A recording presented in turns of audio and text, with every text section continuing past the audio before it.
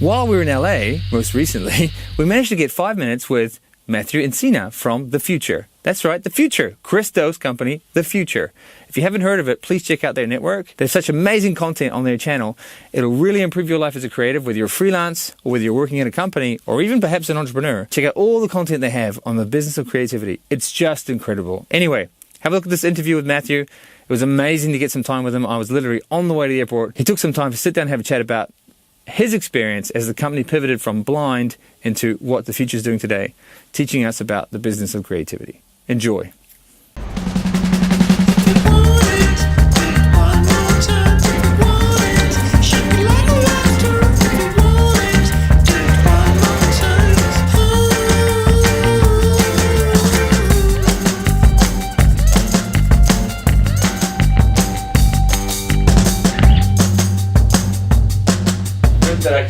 Yeah. Lame.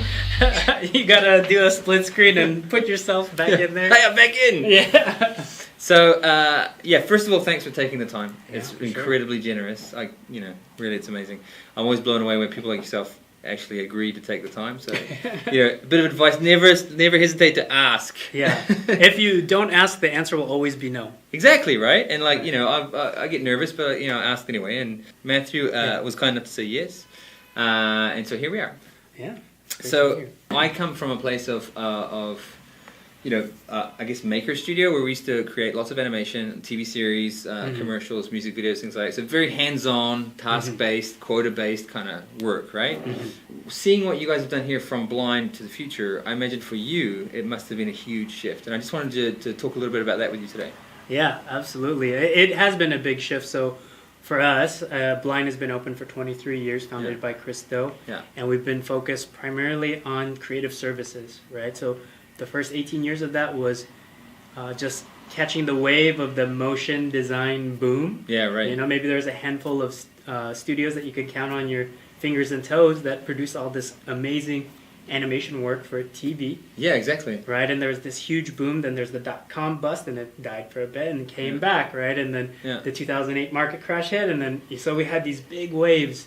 I've been with Chris and Blind for the past decade now, working with them, and it's gone from TV advertising to content to branding to webs, and in the past couple of years as a service company at Blind, we've diversified so much of our services to be just outside of TV because that whole industry is completely dead in terms of the motion design studio serving advertising agencies. So Chris luckily had caught wind of this many years ago. He saw the trends and has gone through a couple of decades of that, just seeing that. And so him being the good leader that he is, had a lot of foresight, and he's been trying to plant a lot of seeds in terms of, well, what's next? Because obviously this motion design for TV is going to die at some point. And luckily he did.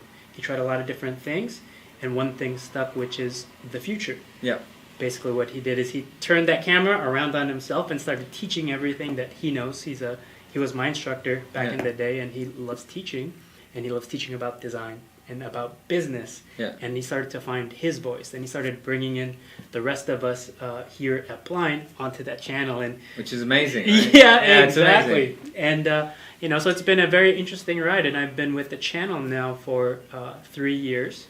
It was a slow start for me, but eventually I got to a point where, now I feel very confident and comfortable in front of camera, and I've made this full shift from being a maker, serving clients, to now authoring our own content and figuring out, well, what is our space in the world? What do we have to offer, and what value can we bring to others? That's really interesting. I'd like to sort of pick that apart a little bit, because I think that your role is creative director, correct? Here. So obviously, that's kind of, I understand that, having been in advertising, what have you, from that point of view when you're making stuff. But it seems to me, and correct me if I'm wrong, but I get the feeling that what you're doing now is much more, instead of being a manager dealing with clients, you're dealing directly with your audience. Yes. Is that the biggest shift for you, or how do you see that? Yeah, the biggest shift, we carry a lot of legacy feelings and thoughts from our service business, which is both good and bad. Sure, yeah, right? I totally get that, yeah. It's good because we're not that amateur YouTube maker who gets great fame and then they don't know how to make money from that, Rather, I know a couple of them. I know a lot of them too, where it's just like they grow and grow, but then they don't know how to capitalize on the audience that they've built. So we carry that great knowledge of how to run a business. Yeah. The unfortunate thing is with the legacy business, that tends to move a little slow. Sure. Right? It's like our motion project would take anywhere from 6 weeks to 10 weeks. Yeah, exactly. Right? And generating content, you have to be on top of things, reacting to what's trending out there, and having this dynamic conversation with culture and technology and trends. And you constantly have to be having that conversation. So the iterations are much, much quicker relative to the big, high-polished TV commercials, now to the weekly or daily content that we have to produce. Yeah, that's quite a challenge, isn't it? So do you feel like you've had to, I guess, find new ways of doing things, new tools? Have you had to educate yourself about new ways of doing things? Yes. So before, when we were making or working with agencies, making the TV commercials or whatever, basically all the thinking and all the strategy and all the ad buy, everything was figured out until it got to us. All we had to do was execute. Right, okay. Now on the other side, it's like, well, we're responsible for everything now.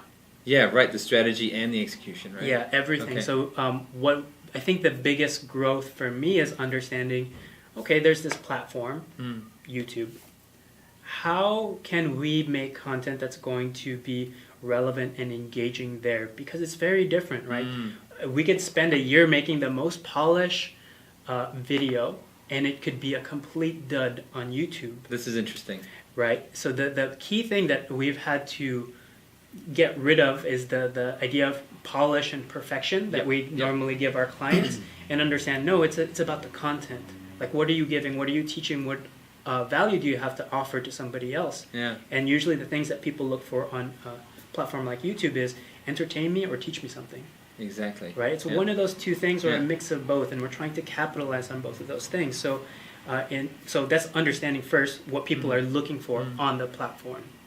The second thing is the platform itself. What does the platform reward? So understanding what through the algorithm or through the algorithm, right. How do people use it? So if somebody's on YouTube, they're going to find your content on two ways. Either they're searching for it. So your SEO titling description is very important for that. That's one way somebody's going to find you. The other way is through suggested videos. Right, so if I'm watching a video about somebody's desk setup, the recommended videos from there is what Google determines or YouTube determines.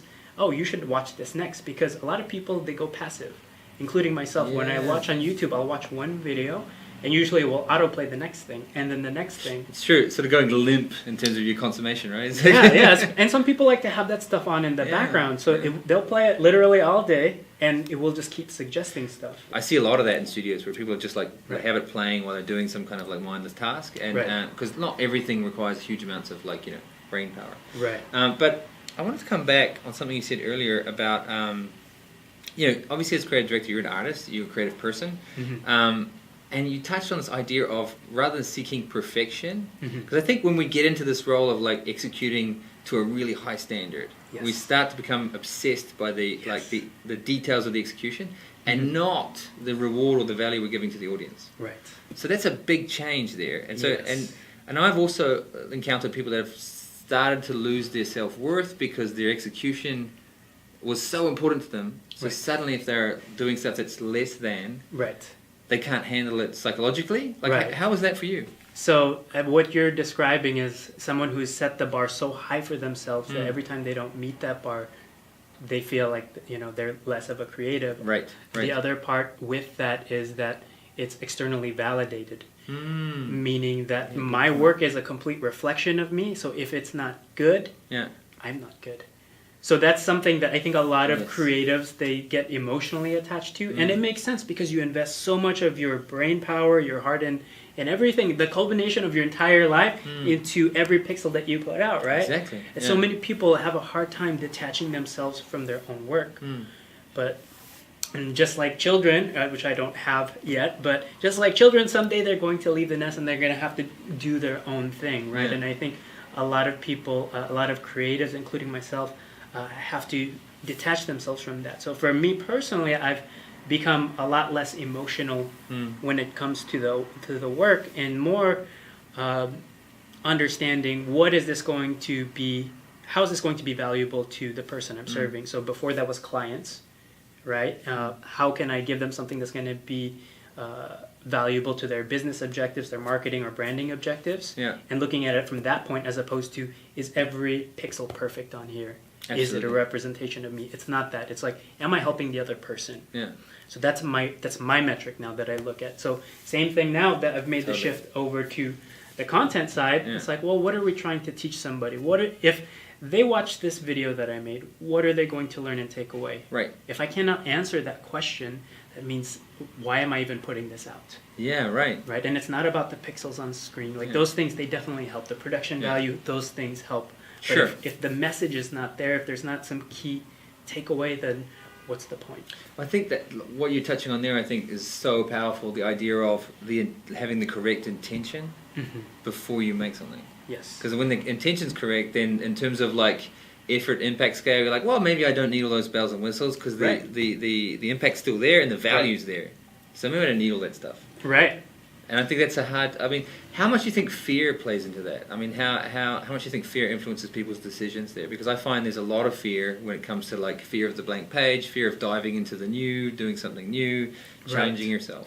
Yeah, I think fear definitely has a lot to do with it, and that's built up in the creative industry that we've worked in for a long time, right? Yeah, absolutely. It's like, the client needs this, we need to make the client happy, we have to hit the deadline, we have to work overnight, like all of these things is constantly reinforcing this feeling that we have to make this thing as best as it can be, and we always have to make left and right turns every time that the client demands it, right? Because they're the one who's paying us, right? Yeah. So you're under this kind of servitude, or like this. You feel like you're almost like a servant to them, right? Which there's a good way to be helpful to them, but if you're a ball and chain, then it's a different type of relationship. Yeah, because I've found, and I've definitely learned this from watching Chris's videos and others. I think like Jonathan Stark talks a lot about this as well, about really trying to find a way to add value, bring value, and it's kind of a gimmick. Everybody says that now, but like the idea of really asking questions up front,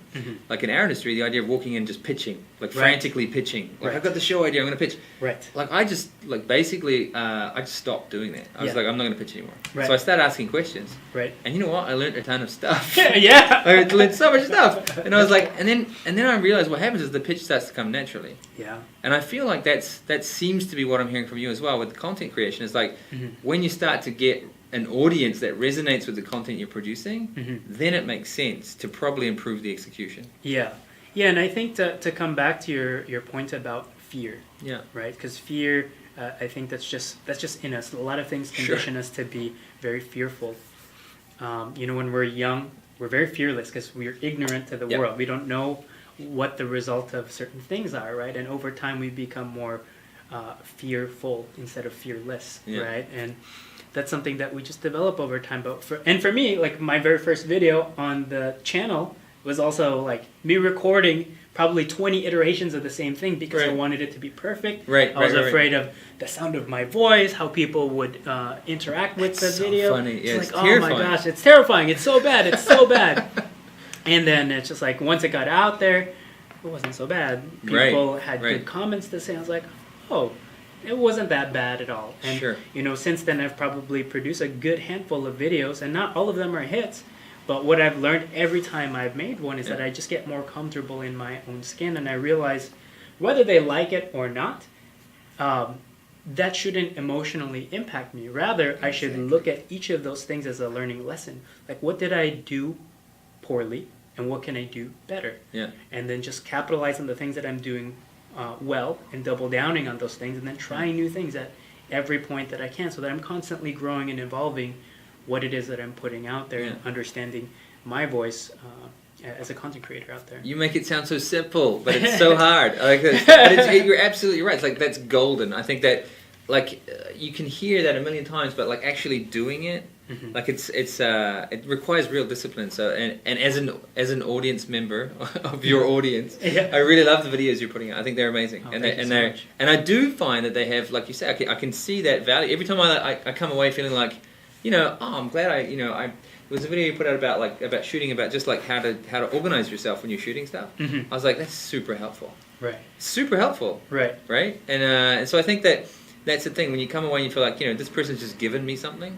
It's pretty amazing. Yeah, and I think that's actually a really good. There's a good tip I have for those of you who are trying to get into content or just like getting in front of the camera and like wanting to put yourself out there. Don't think of it as this big, enormous task. Like, oh my gosh, I've worked in this industry for 15 years and I have so much to say. How am I going to say it? What am I going to say first? If I tell this thing, I have to tell this thing. It's like, quiet all of that and just like focus on like, what did you learn this week? What was impactful for you this week? Great. Yeah. And then at the very least, turn on your camera phone. Yeah. Put that as an Instagram story or whatever, like the lowest bar possible, and teach it to somebody. So good. Just teach it to somebody. Yeah. And just and do that on a daily basis or do that on a weekly basis to get started. And I tell this to everybody who's interested in this and they have the same hurdle. It's like they have the fears of what if. And it's like, okay, just start and take the baby thing. Yeah. Like the smallest step. Like, what did you learn today? Such good advice. Yeah. Such good advice. I mean, I lived that myself because I realized I spoke way too fast. I didn't articulate clearly. And I was very nervous in front of the camera. So I started with Instagram. Right. Because it disappears, right? It's like, it's not there forever. Right. You learn really quickly. Yeah. Because you're like, oh, that was terrible. Right. But it disappears, right? And then you start to realize when you're being self-indulgent.